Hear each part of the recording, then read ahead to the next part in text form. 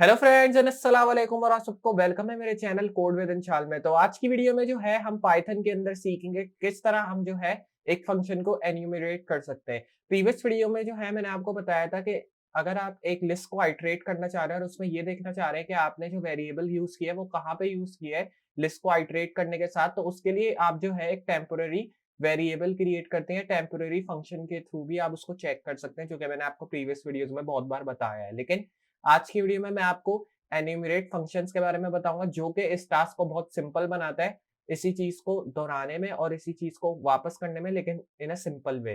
तो किस तरह करते हैं इसके थ्रू अपने लिस्ट को आइटरेट और वेरिएबल को आइटरेट, देखते हैं आज की वीडियो में। तो वेट किस बात का, चलते हैं कंप्यूटर स्क्रीन के ऊपर एंड लेट्स गेट स्टार्टेड। तो जैसा मैंने आपको स्टार्ट में इंट्रोडक्शन में बताया, आज की वीडियो में मैं एन्यूमरेट फंक्शंस के बारे में आपको बताने वाला हूं, जो कि एक फंक्शन को आइटरेट करने में आपका काम जो है आसान करता है। तो मैंने जो है ऑलरेडी इसकी कुछ एग्जांपल्स अपने पास रेपलिट में ओपन करके रखी हुई है। मैं जस्ट आपको दिखाना चाह रहा हूँ किस तरह जो है ये काम करता है और क्या क्या चीजें जो है इसमें हम यूज कर सकते हैं।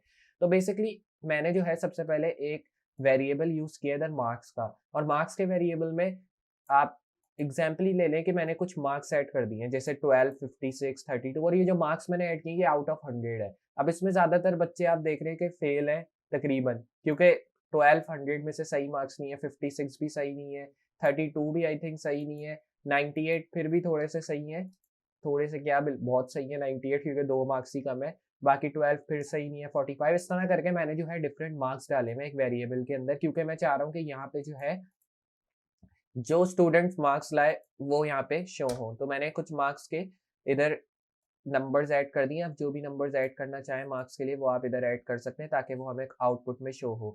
यहाँ पे मैंने जो है कुछ चीजें कमेंट आउट करके रखी हुई हैं। ये मैंने कमेंट आउट क्यों किए हैं मैं आपको बताता हूँ। बेसिकली इसको कमेंट आउट करने का सबसे बड़ा रीजन ये था कि मैं आपको दिखाना चाह रहा हूँ इन दोनों चीजों में फर्क। अभी हम इस पे पढ़ते हैं, इसको अभी छोड़ दें, इसको कमेंट आउट ही रहने दें, इसकी हम बाद में बात करते हैं, पहले इस पे पढ़ते हैं।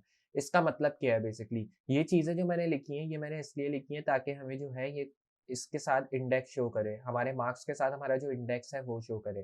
तो नॉर्मली जब हम इंडेक्स चाहिए होता है तो हम क्या करते हैं, हम सेपरेटली वैल्यूज को डिफाइन करते हैं। जैसे पहले मैंने एक लूप डाला फॉर मार्क्स एंड मार्क्स का, पूरा यहाँ तक प्रिंट हैरी ऑसम तक, जो भी आप इधर नाम लिख दें, मैंने हैरी लिखा हुआ है या मैं इसको इंशाल कर दूं, जो आप नाम लिखना चाहें लिख दें।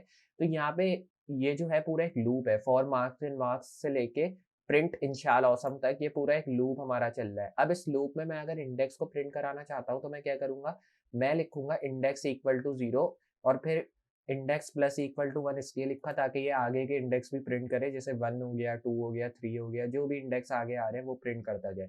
लेकिन इसमें जो है हमारा टाइम बहुत वेस्ट हो रहा है कि हम लूप पहले डाल लें, फिर लूप के बाद लूप से बाहर निकल के इंडेक्स 0 डाल लें, फिर एंड में इंडेक्स प्लस 1 डाल लें।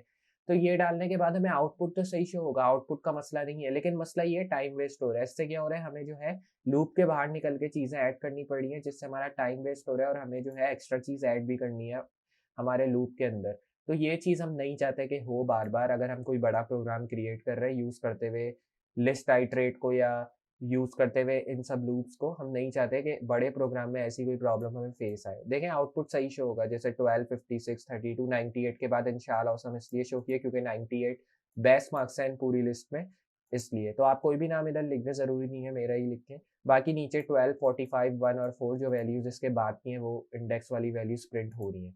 लेकिन अगर मैं ऐसी चीज को कमेंट आउट करूं, और मैं यहाँ पे क्या डिफरेंट करूंगा, मैं यहाँ पे ये चीज करूंगा कि मैं चीजें सेम वही होंगी जो कि मैंने ऊपर लिखी है, लेकिन इसमें डिफरेंस ये होगा कि मैं लूप के अंदर सिर्फ एन्यूमरेट वैल्यू डाल दूंगा। इन्यूमरेट वैल्यू का क्या मतलब हो गया, मैंने एक वैल्यू को इन्यूमरेट करने के लिए मैंने इन्यूमरेट डाल दिया। अब इन्यूमरेट से क्या होगा, इन्यूमरेट से ये होगा कि आपकी जो वैल्यू है, जिस तरह आप इंडेक्स को प्रिंट कराने के लिए आप ऊपर क्या कर रहे थे हम, कि इंडेक्स को प्रिंट कराने के लिए हम लूप से बाहर जाके इंडेक्स 0 लिख रहे थे और एंड में आके इंडेक्स प्लस इक्वल टू 1 लिख रहे थे ताकि आगे के इंडेक्स भी ये प्रिंट करे। लेकिन जब आप इन्यूमरेट फंक्शन का यूज करते हैं तो इसमें आपको जो है इंडेक्स को लिखना नहीं होता, या लूप के बाहर जाके किसी भी चीज को आपको सेपरेटली लिखना नहीं होता। इसमें क्या होगा, इसमें सिर्फ लूप में आप लिखेंगे इंडेक्स मार्क एंड मार्क, जो कि हमने इधर भी लिखा है। सिर्फ फॉर का इस्तेमाल हम स्टार्ट में ले आएंगे इंडेक्स से पहले, और यहाँ पे हम लिखेंगे for index mark in enumerate, मतलब इंडेक्स के साथ हम लिखेंगे मार्क, जैसे इधर मार्क्स लिखे हैं मार्क्स नहीं ऐड करेंगे, मार्क्स इन्यूमरेट फंक्शन के अंदर ऐड करेंगे, जैसे मैंने इधर ऐड किया हुआ है। अब यहाँ पे मैंने इसके अंदर वैल्यूज़ क्या डाल दी, स्टार्ट फ्रॉम 1, मतलब स्टार्ट करो इंडेक्स हमारा 1 से। अगर आप इंडेक्स को 0 से स्टार्ट कराना चाह रहे हैं, 2 से स्टार्ट कराना चाह रहे हैं, 3 से स्टार्ट कराना चाह रहे हैं, तो वो आपकी मर्ज़ी है, लेकिन मैंने इधर 1 लिखा है। तो इसमें ये भी एक फ़ायदा है कि जहाँ से भी आप इंडेक्स को स्टार्ट कराना चाह रहे हैं, वो भी आप लिख सकते हैं। जैसे इसमें हमें सिर्फ़ 0 से ही स्टार्ट कराना होता है और फिर प्लस इक्वल टू 1 डालते हैं, तो फिर 1 से लेके जहाँ तक आपका इंडेक्स होता है, वो आपको प्रिंट करा के देता है। जैसे हमें जो है ये यहाँ तक हमें इंडेक्स मिल रहा है, तो यहाँ तक हमें प्रिंट करा के देगा ऑब्वियसली, क्योंकि हमने वेरिएबल में ये यहाँ तक वैल्यूज़ डाली हैं इस वजह से। लेकिन अगर मैं इस चीज़ को रन करूँ तो आप देखेंगे कि आउटपुट हमें सेम शो होगा। तो अगर हमें दोनों चीज़ों में सेम आउटपुट शो हो रहा है तो हमें इतना बड़ा प्रोसेस करने की क्या ज़रूरत है, जब हमारा इसमें टाइम बच रहा है। तो इसलिए जो है हम एन्यूमरेट फंक्शन का इस्तेमाल करते हैं कि ये हमारा टाइम बचाता है।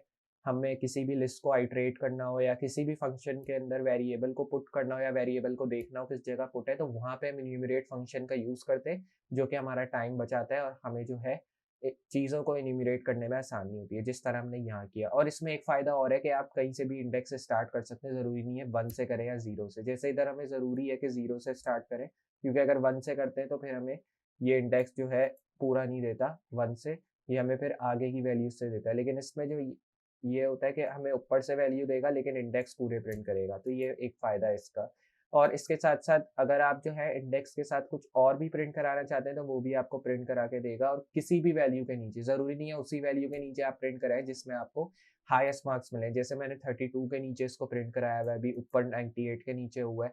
तो जिस वैल्यू के नीचे, जिस इंडेक्स के नीचे आप प्रिंट कराना चाहते हैं, करा सकते हैं। जैसे 98 हमारा 4 इंडेक्स के नीचे, तो मैं यहाँ पे 4 लिख दूँगा, तो फिर यही चीज़ 98 के नीचे प्रिंट हो जाएगी इंशाअल्लाह औसम वाली। अगर मैं आपको दिखाऊँ रन करके, तो आपने देखा अब ये चीज़ इंशाअल्लाह औसम वाली 98 इंडेक्स के नीचे प्रिंट हो चुकी है। मैंने इंडेक्स के बारे में आपको प्रीवियस वीडियोज़ में भी बताया कि ज़ीरोज़ का इंडेक्स हमारा 12 से स्टार्ट होता है। इसको एज़ अ 0 काउंट करें, ये 1 हो गया, ये 2 हो गया और ये 3 हो गया। तो यहाँ से 0 से हमारा हमेशा इंडेक्स स्टार्ट होता है। जैसे आप देखते होंगे जब आप मैथ में कोई भी काम करते हैं या इंग्लिश या किसी भी सब्जेक्ट में काम करते हैं, तो टीचर सबसे पहले आपको इंडेक्स लिखने को कहती है और इंडेक्स हमारा 0 से स्टार्ट होता है हमेशा। तो बेसिकली ये इंडेक्स होता है और इंडेक्स के थ्रू हमने जो है एन्यूमरेट फंक्शन के बारे में जाना, क्या होता है, किस तरह यूज़ करते हैं, किस तरह हमारा टाइम बचाता है ये और कहाँ-कहाँ, किस-किस चीज़ों में काम आ सकता है। बड़े प्रोजेक्ट्स में भी इसका बहुत बड़ा हाथ होता है। तो मुझे उम्मीद है आपको जो है ये एन्यूमरेट फंक्शंस की वीडियो ज़रूर पसंद आई होगी। तो अगर वीडियो पसंद आई हो, वीडियो अच्छी लगी हो, तो वीडियो को लाइक करना ना भूलें और अगर चैनल पे नए इसी तरह की नई वीडियोज़ देखना चाहते हैं, चैनल को ज़रूर सब्सक्राइब कर दें। साथ ही साथ नोटिफ़िकेशन बेल ऑन करना ना भूलें ताकि मैं इस तरह की कोई भी फ्यूचर वीडियो अपलोड करूँ, उसका नोटिफ़िकेशन पहले आपको मिले। तो मैं मिलता हूँ अगली वीडियो में इसी तरह की अमेजिंग और हेल्पफुल चीज़ों के साथ। तब तक के लिए अल्लाह हाफ़िज़।